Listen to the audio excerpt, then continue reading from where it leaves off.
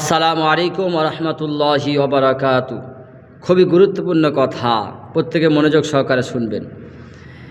জাকাত ফিতরা কাদেরকে দেওয়া হবে, কাদেরকে দেওয়া যাবে আমরা প্রত্যেকে জানি, কিন্তু এবছর একটু চেঞ্জ করবেন। সেটা হলো, কিছু কিছু ছেলেরা আছে বর্তমান, আমার গ্রামে নয়, আমি দেখছি ফেসবুকের মাধ্যমে সব জায়গায় দেখছি, এখন বর্তমান কলকাতাতেও হচ্ছে কি জানেন, ছেলেগুলোর ভালো প্যান্ট পরার পয়সা নাই। তার মানে কি, দেখছি কোথায় হাঁটু বেরিয়ে আছে, হাঁটুর কাছে এক খাবলা এরম ফাঁকা, পোঁদের কাছে ছেঁড়া, পায়ের কাছে ছেঁড়া।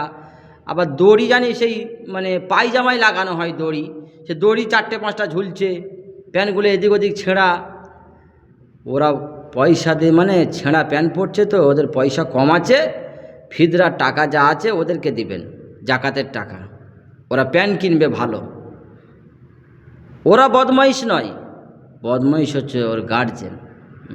তুমি যে ছেলের বাপ, শুনুন, জন্ম দিলে বাপ হওয়া যায় না, জন্ম দিলে পিতা হওয়া যায় না।